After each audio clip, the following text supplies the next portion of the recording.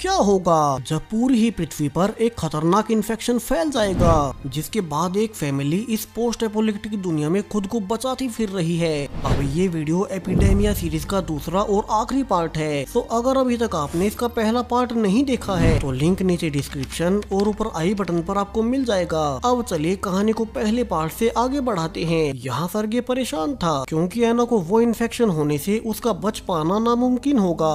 वहीं बाकी सब भी उस पर दबाव बना रहे थे कि वो एना को यहीं छोड़ अपनी मंजिल की ओर आगे बढ़ चले। वैसे भी दिन ब दिन वो इन्फेक्शन बढ़ता ही जा रहा है। तो सर्गे कहता है कि उस इन्फेक्शन से किसी की भी 3 दिन में मौत हो जाती है, तो वे यहीं रहकर 3 दिन तक एना के रिकवर होने का इंतजार करेंगे। क्या पता उसे कोई नॉर्मल बीमारी हो। तो अब सभी मिलकर घर को 2 हिस्सों में बांट देते हैं। एक हिस्से में वे लोग रहेंगे जो कि अब तक एना के पास रहे थे, जिन्हें इन्फेक्शन का खतरा हो सकता है, और दूसरे हिस्से में वे रहेंगे जो एना के आसपास तक भी नहीं गए। पोलिना बताती है कि कल रात जब वो एना को खाना देने गई थी तब तक उसकी आंखें अपना रंग बदल चुकी थी, यानी कि उसे वही इन्फेक्शन है। और लियोन भी कहता है कि वो अपनी प्रेग्नेंट वाइफ मरीना को ऐसे खतरनाक हालातों में नहीं रख सकता, वो सिर्फ एक ही रात का इंतजार करेगा। दूसरी ओर मीशा, जो कि सर्गे और एना का बेटा है, वो अपनी माँ की ऐसी हालत को देख काफी दुखी हो जाता है। उसने अकेले में खुद की जान लेने की कोशिश भी की, मगर पोलिना उसे आखिरी वक्त पर बचा लेती है। दरअसल मीशा बचपन से ही मानसिक रूप से बीमार रहा है, मगर अब पोलिना से दोस्ती होने के बाद वो उसे अच्छी लगने लगी।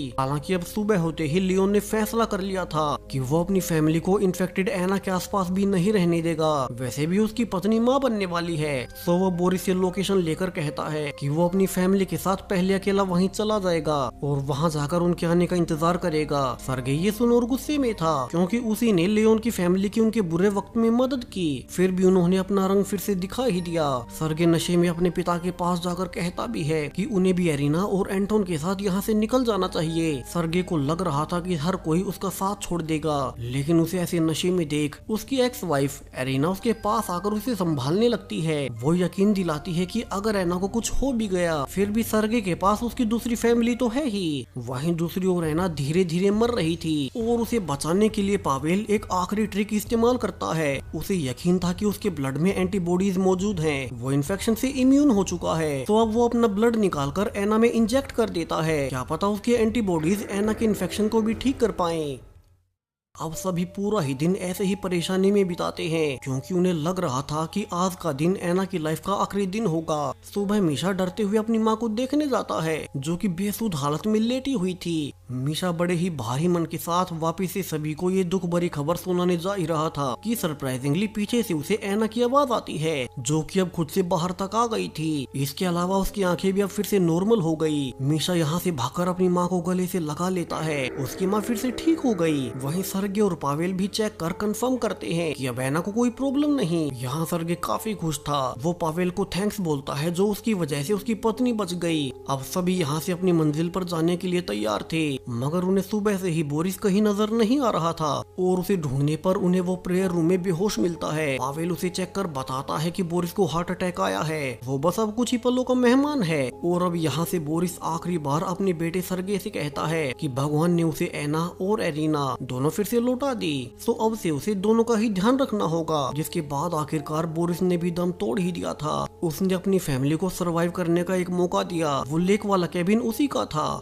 तो अब सभी फैसला करते हैं कि वे बोरिस की बॉडी को वहीं लेक पर ले जाकर दफना देंगे, वहीं उनके लास्ट राइट्स करेंगे। अब सभी अपने सफर को कंटिन्यू करते हैं और जब कई घंटे की ड्राइविंग के बाद वे काफी आगे तक आ गए थे तभी उन्हें रास्ते में लियोन की गाड़ी पलटी हुई मिलती है। वहीं लियोन, जो कि एना की इन्फेक्शन के डर के कारण अपनी पत्नी मरीना और बेटी पोलिना के साथ एक दिन पहले ही निकल आया था। यहाँ पवेला और सर्गे देखते हैं कि गाड़ी में खून के निशान भी हैं, यानी कि किसी न किसी को चोट आई होगी, मगर यहाँ तो दूर दूर तक कोई नहीं था। अब लियोन और उसकी फैमिली के साथ हुआ क्या, एक दिन पहले का समय दिखाया जाता है जब लियोन गाड़ी से लेक पर जा ही रहा था कि उसकी पत्नी मरीना का वाटर ब्रेक गाड़ी में ही हो जाता है। वो चिल्लाने लगती है कि उसका बेबी अभी बाहर आ रहा है और इसी डिस्ट्रैक्शन के बीच लियोन से गाड़ी का बैलेंस बिगड़ गया और वो रोड के किनारे पर जाकर पलट गई। मरीना का बेबी इस एक्सीडेंट में नहीं बच पाया। लियोन ने फिर से सर्गे की फैमिली को पीछे छोड़ने की गलती की थी। यहाँ से लियोन मरीना और पोलिना को पैदल ही घसीटते हुए जंगल के रास्ते से आगे बढ़ने लगा।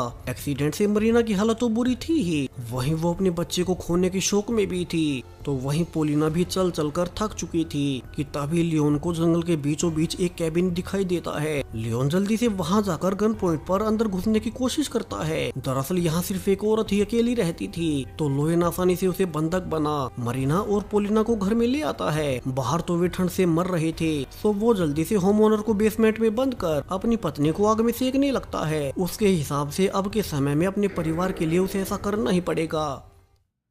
हालांकि पोलिना को ये पसंद नहीं आता और वो खाना और पानी बेसमेंट में होम ओनर को देती रहती है, जबकि मरीना की तो मानसिक हालत अपने बच्चे को खोने के बाद बिगड़ चुकी थी। वहीं पोलिना और लायन भी परेशान थे कि वे मरीना का क्या करें। मरीना अक्सर डिल्यूजन में रहने लगी थी कि उसका बेबी अभी भी जिंदा ही है, तो तीनों अब इसी कैबिन में रहने लगते हैं। बाहर वैसे भी वे कहीं नहीं जा सकते थे। और एक दिन जब मरीना उठती है तो होम ओनर जो कि बेसमेंट में बंद थी, वो धोखे से मरीना से खुद को आजाद करवा ही लेती है, जिसके बाद अब उस औरत ने उल्टा लियोन, पोलिना और मरीना को ही बेसमेंट में बंद कर दिया।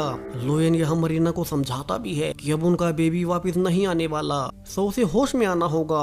और यहीं पर मरीना अब लियोन के सामने सबसे बड़ा राज खोलती है। असल में तो वो बेबी लियोन का था ही नहीं, मरीना एक बार डांसर थी जो कि प्रेग्नेंट हो गई। उसे तो ये भी नहीं पता कि इस बच्चे का बाप कौन है, क्योंकि बार में बहुत से लोग आते थे। तो उसने फैसला किया कि वो किसी अमीर आदमी को फंसाकर उसके साथ सेटल हो जाएगी, वहीं उसके बच्चे को पालेगा। इसी दौरान उसे एक रात लियोन बार में दिखाई दिया, जो कि अपनी पहली पत्नी यानी पोलिना की माँ की मौत के बाद दुख में ड्रिंक कर रहा था। और इसी मौके का फायदा उठा मरीना ने लियोन को अपने प्यार में फंसाया और उससे शादी कर ली। अब ये सच्चाई जान पोलिना और लियोन दोनों काफी दुखी थे जो मरीना ने उन्हें इतना बड़ा धोखा दिया। मगर फिर भी लियोन कहता है कि वो मरीना को इस हालत में अकेली नहीं छोड़ेगा, बेशक से उसने उसके साथ जो कुछ भी किया हो। दूसरी ओर जब सरगे के ग्रुप को लियोन की गाड़ी पलटी हुई मिली तो उन्होंने उसे ढूंढा भी, मगर उन्हें कोई नहीं मिला। उन्हें लगा था कि लियोन अपनी फैमिली के साथ कोई और गाड़ी लेकर लेक पर चला गया होगा, इसलिए उन्होंने आगे बढ़ने का फैसला किया।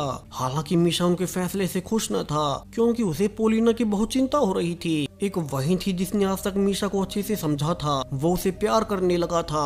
तो वो कहता है कि उन्हें पोलिना को आसपास घूमकर ढूंढना ही होगा, और वो गुस्से में अकेला ही पोलिना को ढूंढने जाने लगता है कि इसी बीच उसे फिर से दौरा आ जाता है और पावेल उसका इलाज कर अब सभी मिलकर उसे लेक पर ले जाने लगते हैं। यहाँ से उनके आगे की जर्नी काफी ही स्मूथ रही थी और 2 दिन के बाद वे फाइनली लेक पर सही सलामत पहुंच भी जाते हैं। सर्गे कहता है कि उसके पिता बोरिस का मानना सही था, इस लोकेशन पर बहुत ही कम लोग आ पाएंगे, हो सकता है कि आसपास कोई एक आध आदमी हो, मगर हजारों किलोमीटर तक भी यहाँ कोई आसपास गांव नहीं है, सो वे सब यहाँ सेफ रहेंगे। हालांकि मीशा अभी तक भी गुस्से में था, क्योंकि उसे पता था कि पोलिना की फैमिली यहाँ नहीं पहुँची, यहाँ कोई और गाड़ी भी नहीं थी। अब वे चलकर लेक के बीचों बीच मौजूद एक बोट कैबिन तक जाने लगते हैं। यहाँ उनके पास नेचुरल पानी के रिसोर्सेज थे और लेक से वे मछलियाँ निकाल सकेंगे। यहाँ बहुत सारा खाना और सप्लाईज तो वे अपने साथ लाए भी थे। हालांकि जब वे दरवाजे तक पहुँचते हैं तो देखते हैं कि किसी ने उनका लॉक ही तोड़ रखा था। वे समझ जाते हैं कि उनसे पहले कोई यहाँ आकर रहने लगा।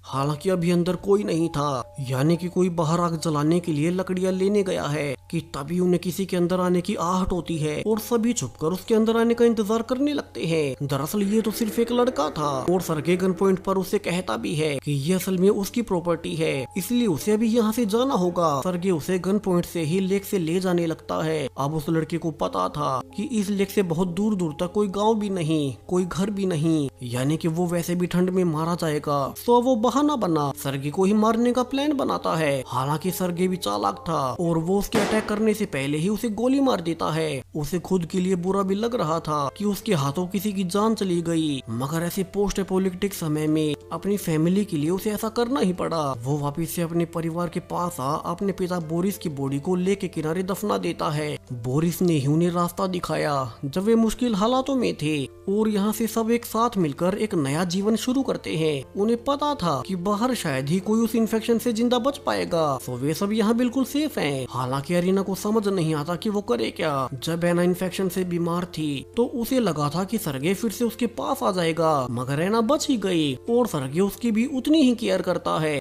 जितनी वो एरिना और एंटोन की करता था। दूसरी ओर सरगे अपने दोनों ही बेटों एंटोन और मीशा को लेक से मछलियाँ पकड़ना सिखाता है। यहाँ पर सब कुछ शांत था बाकी दुनिया भर में जो कत्लेआम चल रहा था उसका किसी को अंदाजा तक नहीं। हालांकि मीशा अभी तक भी पोलिना को लेकर परेशान था। उसे डर था कि उनके साथ कुछ गलत ना हो गया हो। वे उनसे एक दिन पहले यहाँ के लिए निकले थे, मगर उन्हें यहाँ पहुँचे भी कई दिन बीत चुके हैं, लेकिन पोलिना की फैमिली अभी तक भी यहाँ नहीं आई। और अब अगली ही सुबह जब एरिना अपनी गाड़ियों से सामान लेने गई ही थी कि वो देखती है कि उनकी गाड़ी अब गायब है। शुरू में सरगे को लगा था कि किसी ने वो गाड़ी चुरा ली होगी, मगर बाद में उसे पता चलता है कि घर से तो मीशा भी गायब है। एना उसे बताती है कि वो तो आज सुबह से ही जब से वो सरगे के साथ मछलियाँ पकड़ने गया था। ये सुनकर तो सरगे और डर जाता है, क्योंकि वो तो आज मछलियाँ पकड़ने गया ही नहीं था। सभी जल्दी से भागकर जमी हुई लेक के पास जाने लगते हैं कि कहीं मीशा अकेले मछली पकड़ने ना गया हो। उन्हें वहाँ पर टूटी हुई बर्फ का एक हिस्सा भी मिलता है जहाँ की मीशा का स्कार्फ पड़ा हुआ था, यानी कि मीशा अकेले में मछलियाँ पकड़ने आया होगा। और बर्फ टूटने से वो ठंडे पानी में नीचे गिर गया। एना बुरी तरह से रोई जा रही थी, जबकि सरगे कोशिश कर रहा था कि मीशा उसे कहीं दिख ही जाए, लेकिन यहाँ तो पानी में कोई बॉडी थी ही नहीं। और सरगे रोते हुए एना से माफी मांगता है कि उसे मीशा को अपने साथ मछलियां पकड़ने लाना ही नहीं चाहिए था, जबकि एना कहती है कि मीशा पिछले कुछ दिनों से पोलिना को लेकर परेशान था, तो कहीं ऐसा तो नहीं कि वो खुद ही पानी में कूद गया हो। वो ऐसा पहले भी करने की कोशिश कर चुका था। दूसरी ओर वही गाड़ी दिखाई जाती है जो कि सरगे की कैबिन से गायब हुई थी, और रिवील होता है कि उसमें तो मीशा ही है, जो कि पोलिना को ढूंढने के लिए ड्राइव कर वहीं आ गया जहाँ की उनकी कार पलटी हुई थी। वो पोलिना को लेकर परेशान था, इसलिए सुबह जल्दी से उठकर पहले उसने बर्फ तोड़कर वहाँ अपना स्कार्फ छोड़ा, ताकि उसके घर वालों को लगे कि वो मारा गया और वे उसे ढूंढने ना निकले। और फिर वो एक गाड़ी लेकर वापस आ गया। अब वो गाड़ी के पास के जंगलों में घूमने लगता है, ताकि उसे कहीं पोलिना की फैमिली का पता लग ही जाए। दूसरी ओर पोलिना तो अपनी फैमिली के साथ उस औरत के बेसमेंट में पिछले कई दिनों से बंद थी। वो औरत उनसे चुन चुन कर बदले लेती है। वो बस उन्हें पूरे ही दिन में थोड़ा सा पानी देती ताकि वे मरे ना। वो बीच बीच में लियोन को बांधकर उसे सर्दी में लकड़ियां कटवाती, और उसके बदले में उसकी फैमिली को सिर्फ खाने के लिए कच्चा मांस दिया जाता। कई बार प्रकृति इंसानों का घिनौना चेहरा सामने लाने का तरीका ढूंढ ही लेती है, जो कुछ भी वो औरत लियोन की फैमिली के साथ कर रही थी। यहाँ लियोन भी अपनी बेटी पोलिना और वाइफ मरीना के लिए सब कुछ सह रहा था कि अब इतने दिनों के टॉर्चर के बाद अब एक रात वो औरत लियोन को बेड से बांधकर उसे तड़पाने लगती है। उसके पास एक गन भी थी। वही इन जंगलों के बीच उनकी चिल्लाने की आवाजों को कौन ही सुनेगा। जबकि दूसरी ओर रात होते होते मीशा भी पोलिना को ढूंढते हुए इस कैबिन की ओर आ चुका था। उसे रास्ते से पोलिना के कपड़े भी मिले थे, और अब जंगल के बीचों बीच एक कैबिन में लाइट जली देख मीशा काफी खुश हो जाता है कि पोलिना की फैमिली यहीं पर आई होगी। मीशा खुशी से कैबिन की ओर भागकर जाने लगता है। उसे याद आता है कि कैसे जब उसे कोई नहीं समझता था तब एक पोलिना ही थी जिसने उसे सहारा दिया, उसे मरने से बचाया। लेकिन जब वो भागकर कैबिन की ओर जा ही रहा था कि उसका पैर एक ट्रैप में फंस जाता है। ये ट्रैप काफी ही मजबूत था। मीशा चाहकर भी हाथों से इसे तोड़ नहीं सकता था। तो अब वो अपनी एक गन निकालता है जो कि वो अपने पिता की चोरा लाया था, और फिर उस ट्रैप की चेन पर गोली फायर करता है। ये सेम वही वक्त था जब अंदर वो औरत लियोन को टॉर्चर कर रही थी कि तभी उन्हें बाहर से किसी गोली की चलने की आवाज आती है, और इसी डिस्ट्रैक्शन का फायदा उठा लियोन बेड से बंधे होने के बावजूद उस औरत पर अटैक कर देता है। वो उस पर गोलियां भी चला रही थी, मगर खुद को छुड़ाकर लियोन आखिरकार उस औरत के सिर पर वार कर उसे बेहोश कर ही देता है। वो जल्दी से बेसमेंट के दरवाजों को खोल पोलिना और मरीना को ऊपर निकालता है। यहाँ मरीना रोकर अपने पति से माफी भी मांगती है जो कुछ भी उसने लियोन के साथ किया था। वे जल्दी से बाहर जाकर देखते हैं कि वो गोली की आवाज किसकी थी, और उन्हें बाहर मीशा बेहोश हुआ मिलता है। वे समझ गए थे कि मीशा उन्हें ढूंढता हुआ यहाँ तक आ गया।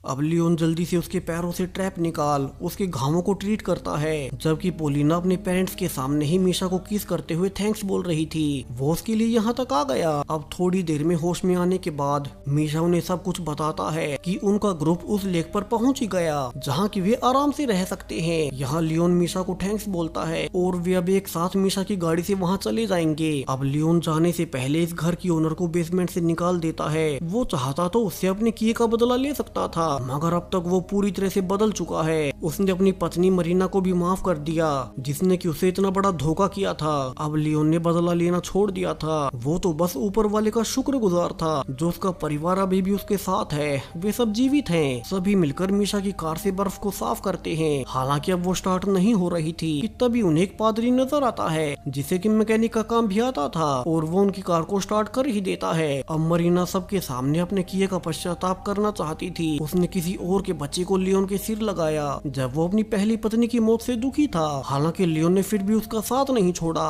और वो इस बार पादरी को फिर से सच्चे दिल से लियोन से शादी करवाने को कहती है। पादरी इसके लिए तैयार था। वहीं पीछे से मीशा भी पोलिना से अपने प्यार का इजहार करता है और वे दोनों भी शादी करने को कहते हैं, जहाँ से पादरी अब दोनों ही जोड़ों की शादी करवा देता है। बेशक से यहाँ कोई मेहमान ना हो, कोई पार्टी ना हो, मगर एक बेहद सिंपल शादी दोनों जोड़ों के लिए बहुत खास थी। वे एक मुश्किल समय में एक साथ थे। दूसरी ओर एना तो मीशा की मौत को लेकर बहुत दुखी थी। सर्गे के समझाने के बाद भी वो रातों को सो नहीं पाती कि इसी बीच रात को अचानक से उनके कैबिन के पास एक धमाका होता है। सभी बाहर देखने जाते हैं कि ये क्या हुआ। दरअसल ये तो एक प्लेन था जिसके शायद से पायलट्स इन्फेक्टेड हो गए होंगे और ये प्लेन यहीं पर क्रैश कर गया। वे प्लेन के मरे हुए लोगों को देख समझ जाते हैं कि अभी तो बाहर की दुनिया बहुत बदतर हालत में है।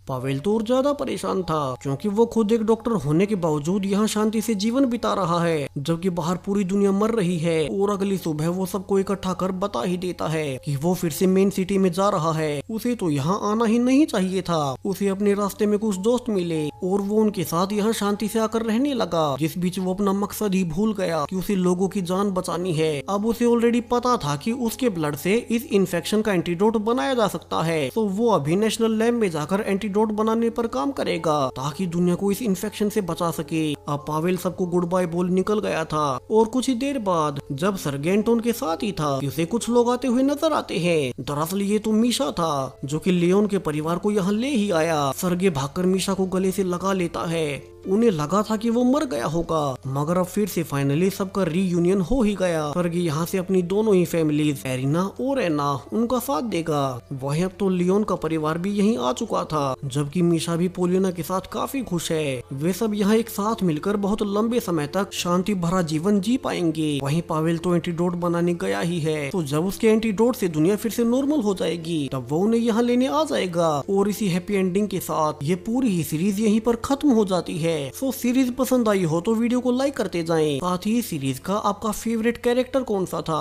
कमेंट्स में बताएं। तब तक हम मिलते हैं अगली वाली स्पेशल सीरीज में। बाय।